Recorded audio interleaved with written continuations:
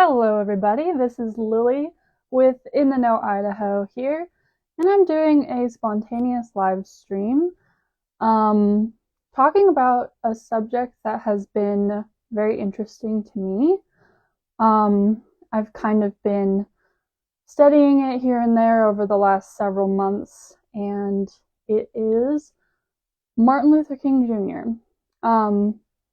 I started to notice that both sides of the political aisle kind of claimed him as their own, and I wanted to know the history of who he was and what he thought, because I'm curious who he would actually end up siding with today, because I think it's really fascinating that both the left and the right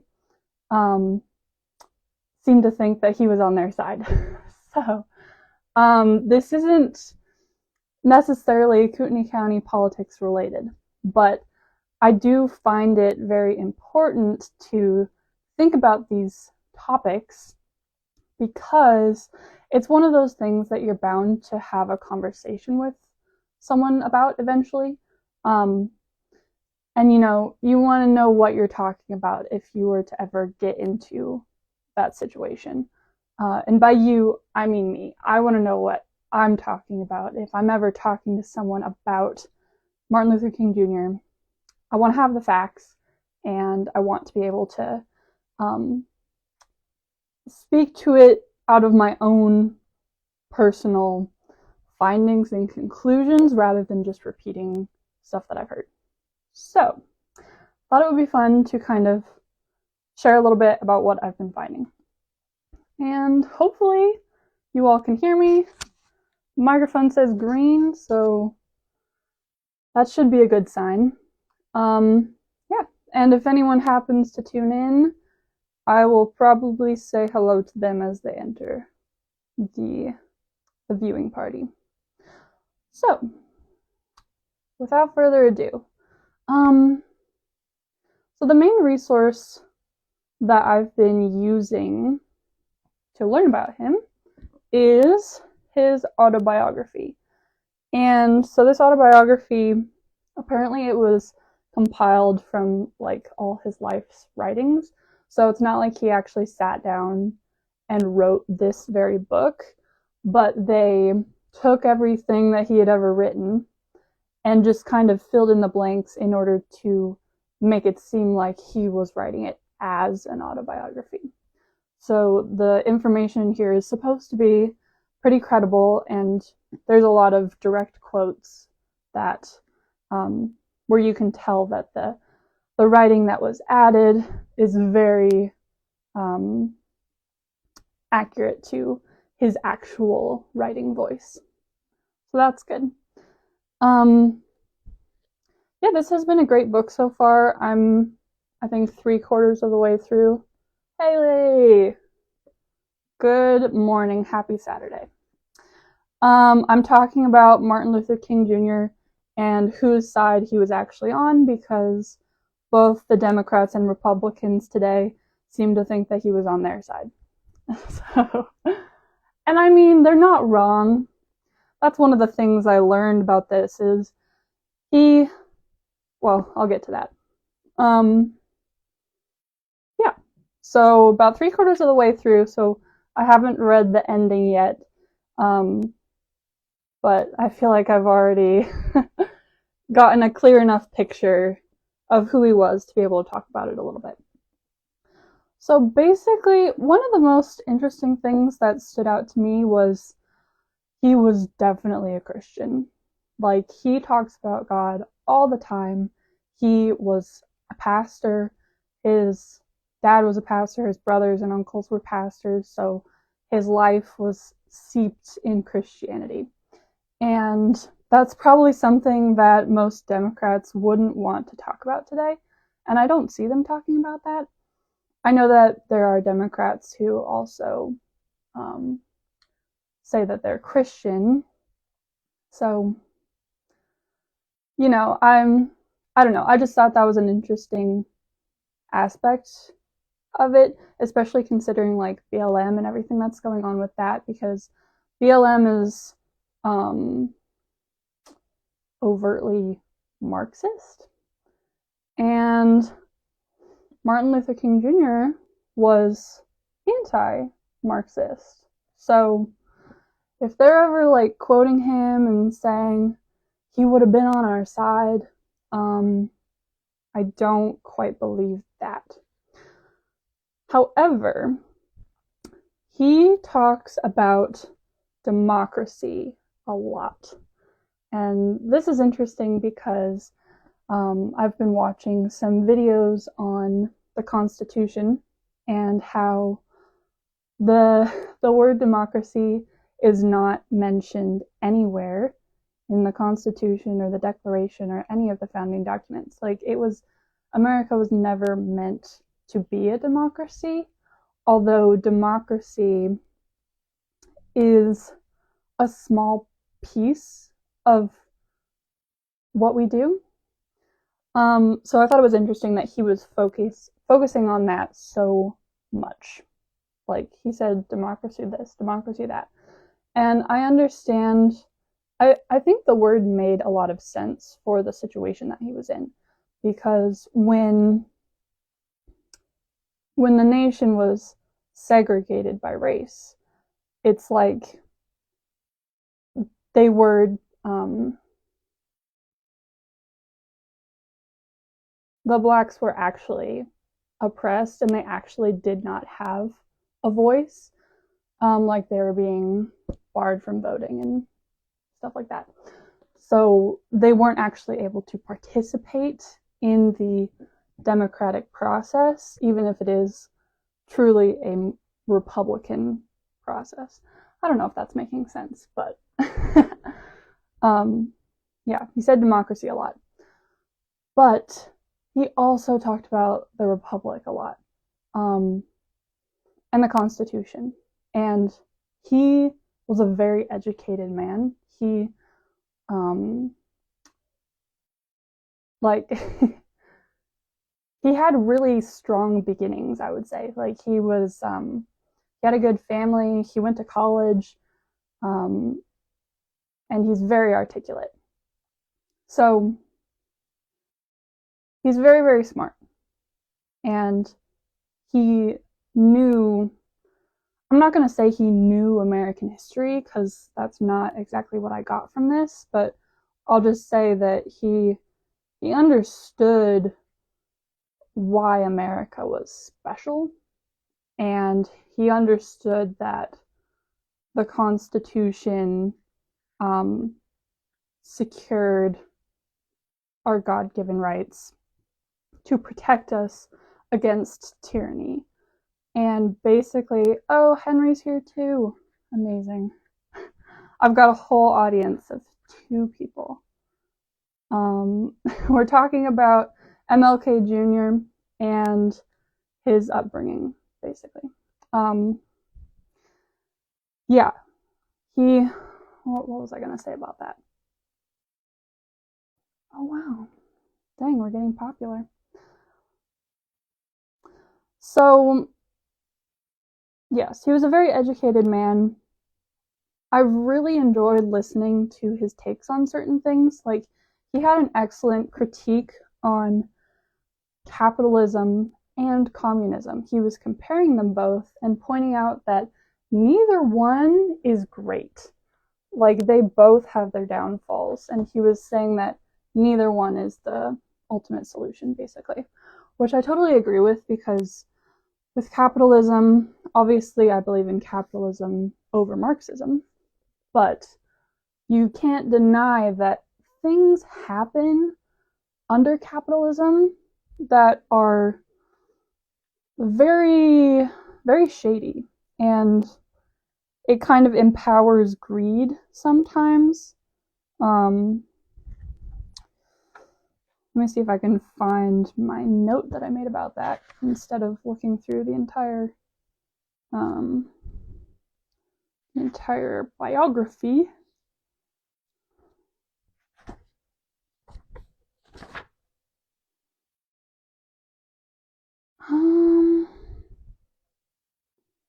Well, dang, I think I'm gonna have to find it in the book. He said it so well too, I would hate to misquote it. And he said it pretty early on. College, seminary, university. Desegregation.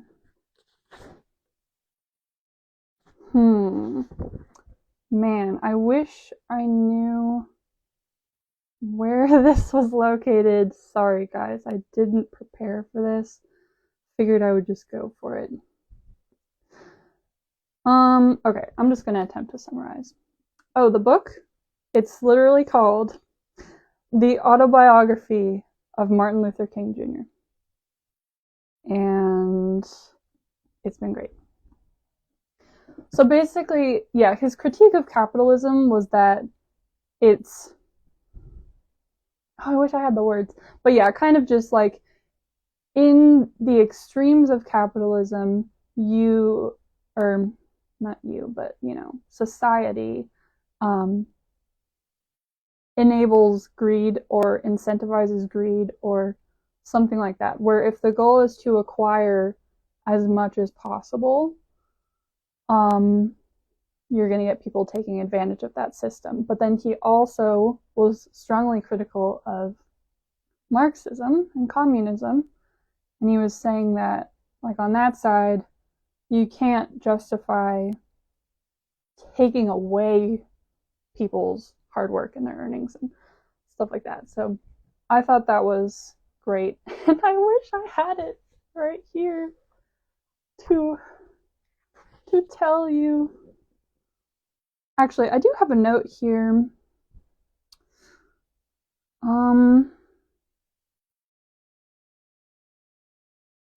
These were kind of just my personal thoughts on capitalism. I was saying I believe that capitalism is beloved when business is conducted with respect for all the persons involved, because it's the most conducive to freedom, prosperity, and happiness. Individuals choose what they will do, how they will do it, what they will charge, and the negotiations spur healthy competition, which inspires innovation and progress. And any sort of planned economy, such as communism, where the government is planning everything that's going on, will be seized, restricts what can be done and how, often in ways contrary to human nature, and these systems are doomed to fail. You might say that capitalism is also doomed to fail because look at what has happened. But capitalism allows good men to succeed, whereas central planning stifles the efforts of the good, capping progress and making criminals of all who try to escape its oppressive foot. That was a good day for writing. I can't believe I wrote that. But yeah, capitalism. So I thought, I'm trying to figure out if MLK Jr. was a Democrat. I think he was, but it's funny because he, in his story, he has some dealings with John F. Kennedy, and they disagreed on some things, and I think they started to come to see more eye to eye later on, but I think it was one of those things where segregation was in both parties, because he's naming like all these Republican people and organizations who were aiding and abetting segregation, but then he's also naming these Democratic candidates who were turning a blind eye to segregation. And yeah, it's still a little unclear to me where he landed on the political spectrum or what he would have said about himself, because he's very resistant to giving himself a name like a Democrat or Republican title. But the fact that he talks about democracy so much, I don't know if that was just like the most pressing issue at the time, where segregation was making it so that people weren't allowed to participate in public decisions and they weren't allowed to participate in the facilitation of their own government. I don't know if democracy was just like the right word or what, but I think that's like one of the only reasons why he hasn't gotten canceled yet, honestly, because he has a lot of canceling qualities. Christianity being at the forefront of them, but then also believing in personal responsibility, meritocracy, where you get ahead in the world based on merit, based on your own choices. Yeah. So another very fascinating thing about him was his commitment to nonviolence. And that was something I remember that I have heard that about him, but I didn't realize how central it was to everything that he did. He believed that in order to fight segregation, the way that it was going to have to be done was they were going to have to show all the segregators that they were in the wrong. And the way that they were going to do that is they were going to allow themselves to be hurt and to be wrongfully jailed. And they were going to allow all these bad things to happen to them so that people would understand that something was very wrong. And so that was really interesting because he took turning the other cheek to a whole other level. Like, I think that the nonviolent approach, it makes sense for a few different types of things. Like, it doesn't make sense for everything, but with this situation where it was either going to be nonviolence or like another civil war, nonviolence, I think, was such a wise approach. So that was really interesting. And of course, Gandhi was the one who was inspiring him that way. He's got his portrait on the wall, but he also talked about Jesus a lot and how Jesus is literally the one who said to turn the other cheek. And if someone tries to take something from you, give them something in addition to that, and stuff like that, where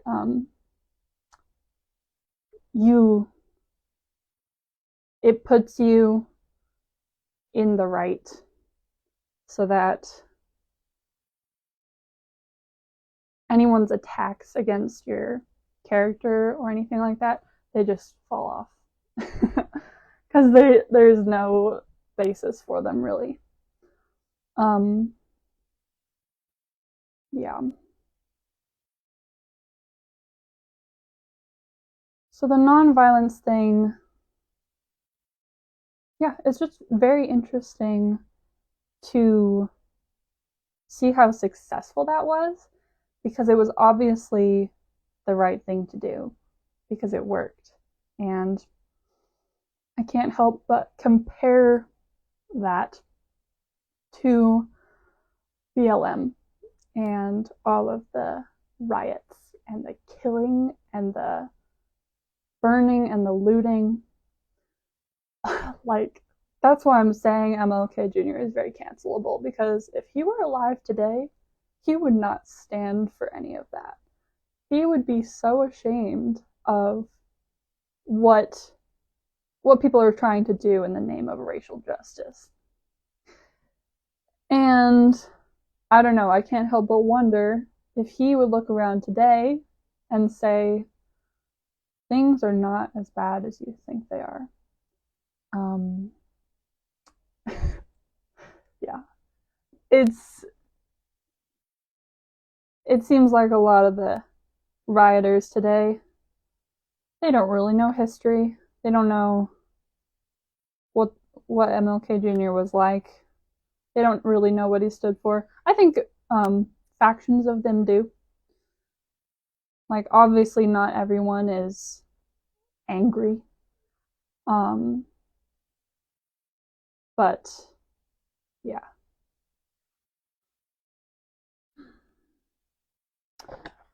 One of the other highlights from this book has been reading Letter from Birmingham Jail. I had never read that before, and I loved it. It was so good. It was like jaw-dropping, and it's pages and pages long. It's 1, 2, 3, 4, 5, 6, 7, 8, 9, 10, 11, 12, 13, 14, 15, 16, 17 pages long. And I was reading it, I was like, it just keeps going and going, because most of the other letters in this book are like telegram length. They're like this long. Yeah.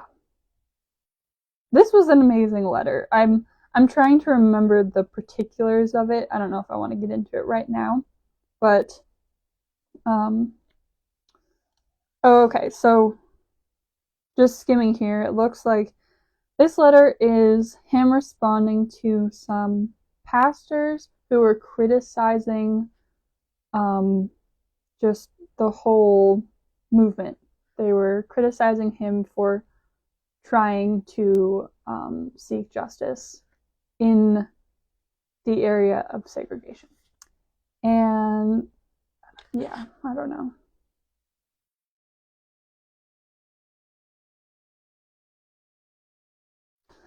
I hope I can find one of those really good quotes real quick.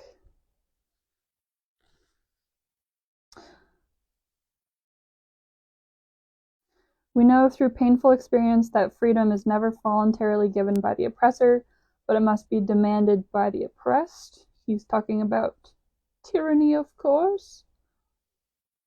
Or just plain old oppression. I mean, tyranny and oppression are somewhat interchangeable in my mind, but yes, he said oppressor. And he's talking about how people keep telling him to wait until the situation sorts itself out. And we must come to see that justice too long delayed is justice denied. We have waited for more than 340 years for our constitutional and God-given rights. 340 years. They must mean since Plymouth.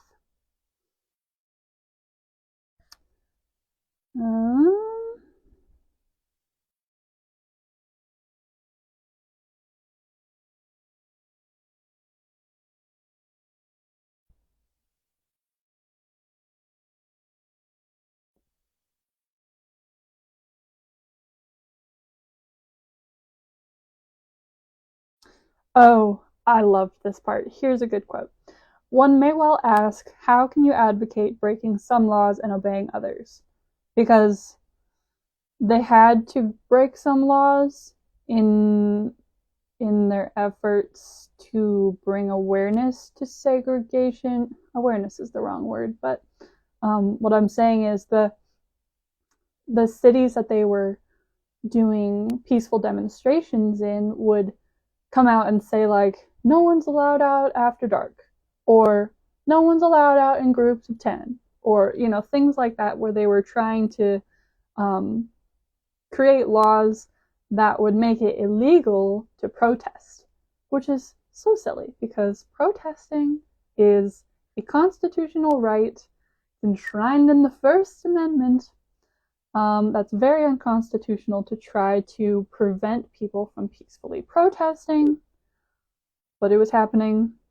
A lot of unconstitutional things have happened over the years, and this was one of them. So, how does one determine whether... Oh, wait. Let me go back just a little bit. How can you advocate breaking some laws and obeying others? The answer lies in the fact that there are two types of laws, just and unjust. I would be the first to advocate obeying just laws. One has not only a legal but a moral responsibility to obey just laws. Conversely, one has a moral responsibility to disobey unjust laws. I would agree with St. Augustine that an unjust law is no law at all. Now, what is the difference between the two? How does one determine whether a law is just or unjust? A just law is a man-made code that squares with the moral law or the law of God. An unjust law is a code that is out of harmony with the moral law. To put it in the terms of St. Thomas Aquinas, an unjust law is a human law that is not rooted in eternal and natural law. Any law that uplifts human personality is just. Any law that degrades human personality is unjust. All segregation statutes are unjust because segregation distorts the soul and damages the personality. It gives the segregator a false sense of superiority and the segregated a false sense of inferiority. Segregation, to use the terminology of the Jewish philosopher,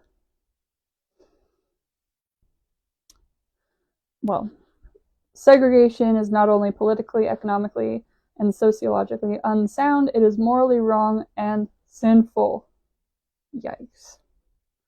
That's why I think that MLK Jr. would get canceled. Because he talks about right and wrong, and sin, and morals. Let's see if I can find another good one real quick.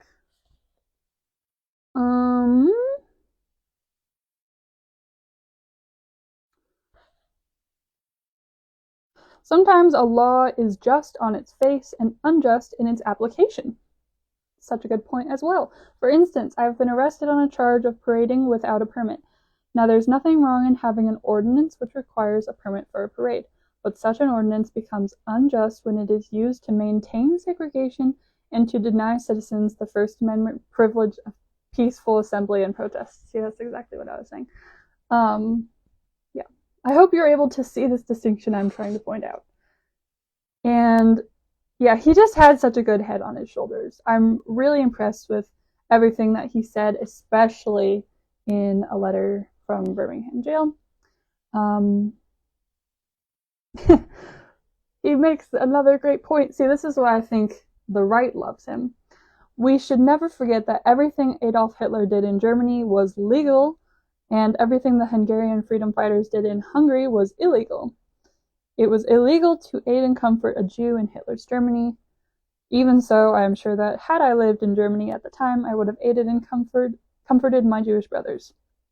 If today I lived in a communist country where certain principles dear to the Christian faith are suppressed, I would openly advocate disobeying the country's anti-religious laws. Yep.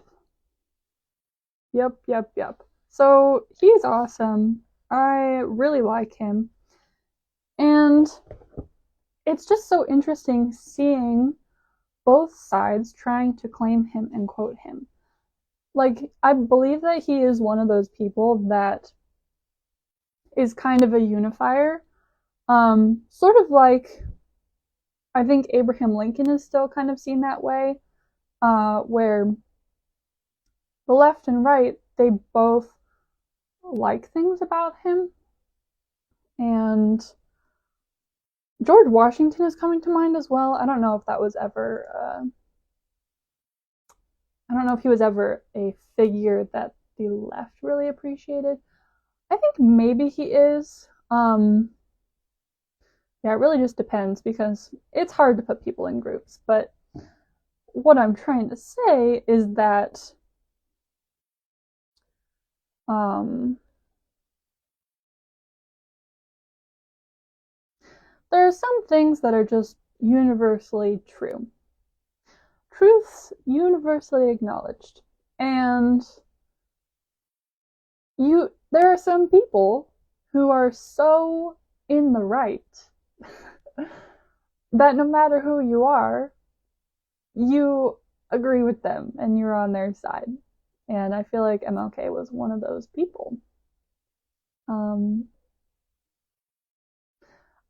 Okay, so I'm looking up some of our Democratic counterparts. I'm looking up the Kootenai County Democrats, and they are pulling quotes from MLK for MLK Jr. Day, which was Monday. Everyone was posting quotes. everyone. I mean, we follow some Democrats to see what they're like and how they think and see if we have anything in common. And then, of course, we follow some rhinos and we follow some, legit conservatives. And everyone's quoting MLK. It's just so funny to watch. It's kind of nice. It's like we have something we can all agree on. Although I would be really curious to talk to someone on the other side and hear what their impression of him is. Here's one of the quotes from the Kootenai County Democrats that they posted, just like a graphic. Human progress is neither automatic nor inevitable. Every step toward the goal of justice requires sacrificing, suffering, and struggle, the tireless exertions and passionate concern of dedicated individuals. Which is like, that's a good quote, and I think that's true. Although, I think what's missing here is the fact that MLK got these ideas from the Bible and that he was actively trying to love. And so when he's talking about sacrifice, he's talking about real sacrifice, not sacrificing relationships with your family, like cutting off ties with your family. That's not, I don't know if that's what they think he means.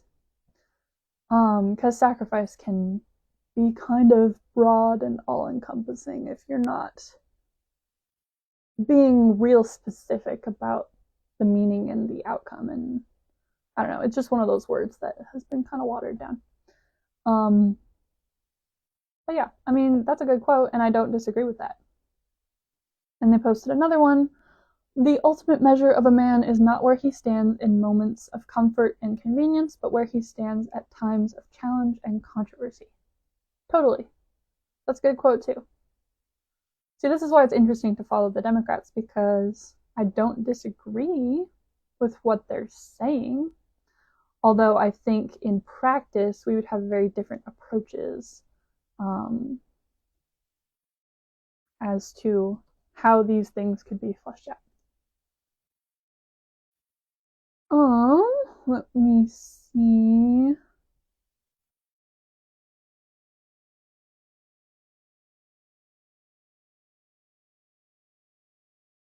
No, there wasn't one on there. I know the governor posted something.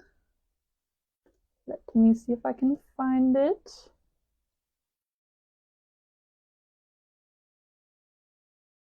Governor Brad Little. Let's see what he had to say on MLK. Oh yes, the classic. Darkness cannot drive out darkness, only light can do that. Hate cannot drive out hate, only love can do that. Such a good quote. And it's one of those, I don't know, it's one of those quotes where you can say it all you want, but that doesn't mean that you're doing it. And it's just very interesting.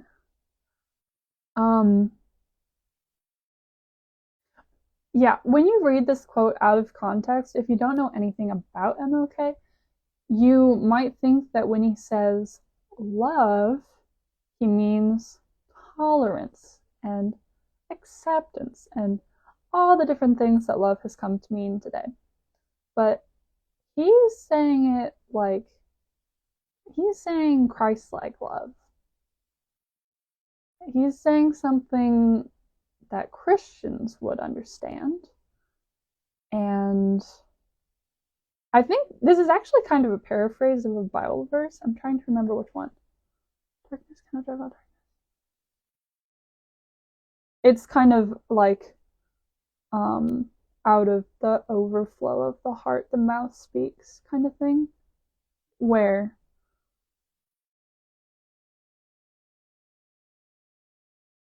a good tree can't produce bad fruit. It's all those types of things where you can't fight fire with fire, which is not a Bible verse. I don't think. I mean, that might be one of those hidden Bible verses. I remember recently discovering that the writing on the wall actually comes from the Bible. That was fun to find out. Okay, I'm just gonna search for a couple. I'm gonna go under like the hashtag MLK Jr. Or no, wait, there's something else. So I stumbled across his daughter's Instagram, and she is definitely more of a Democrat. I feel like MLK Jr. was maybe a Kennedy Democrat, where I don't know, I don't even know how to define that, but it's like back in the olden days, in the 60s, there were Republicans and Democrats, and they were basically working towards more of the same goal. And now I'm sure there's exceptions to that statement, because throughout the entire history of America, and the world for that matter, there have been different groups, and if you really have to summarize, that's how you can summarize, but it's more complicated than that. The thing is, I don't think he would be a Democrat today just based on what he was talking about, because the main talking points of the Democrats today are almost antithetical to what he believed in a lot of ways. But it's interesting because his daughter's on here kind of speaking on his behalf because he's not alive anymore. But there was one I came across, and she was saying how people were like misquoting her dad, talking about merit, and here we go. Here it is. It's a Twitter post. Instead of erroneously using my father to criticize DEI and other efforts to correct hundreds of years of rigorous discrimination and racism, use his words and teachings to enact legislation and establish practices for true peace, which includes justice. So it sounds like she is in favor of all the DEI practices, and she feels like people are using her father's words to fight against something that he would have supported. But I just don't see how he would have supported that. I don't know. I don't get that. Actually, okay. I do see how he would have supported that. Because he had, I'm going to say he seems like he was pretty charitable.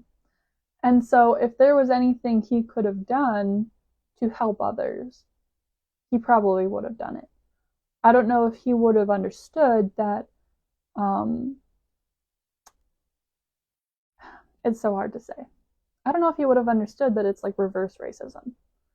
I think he would have been able to see that if he, I don't believe that he would have actually participated in reverse racism, because he understood what it was and what the roots of it were and how it looks. But I think that he would have been pro helping the underdog. So I think that DEI, to the extent that it is evolved today, he probably wouldn't be able to fully support it. But I'm sure that he probably agreed with different pieces of the idea. That's my take on it. And I don't know, because I'm not his daughter, and I didn't know him.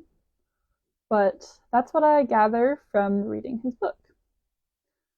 I'm kind of curious to see if the Obamas posted anything on MLK Jr. Day. They probably did. Oh, yep.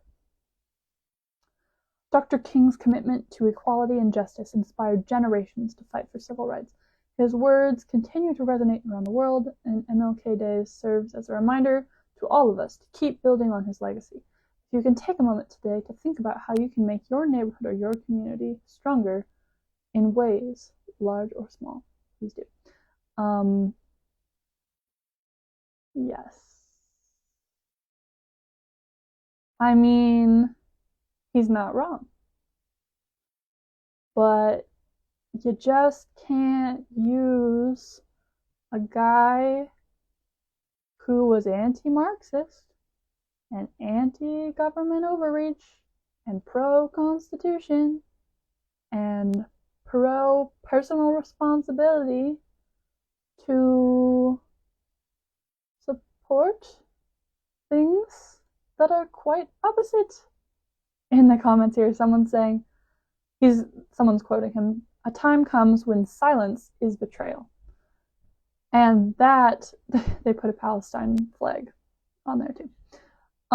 That is totally taken out of context, because I just read that in this book. And it was a very specific situation. Like, you can't, some of these quotes, you can't just take them and apply them to whatever you want. You have to understand who he was. Or, you don't have to. I don't know. There are a lot of quotes that I like that may have come from someone who I don't have a lot in common with politically. And I might still use them. I don't know. But I just hate to see people, I don't know. I just wish that we all knew a little more, and knew what we were talking about and understood where those quotes came from. Because like I was saying earlier, he was a man of faith. And he, I believe, got a lot of inspiration from the Bible. That's what it looks like and sounds like. Yeah. It's just one of those things, you know?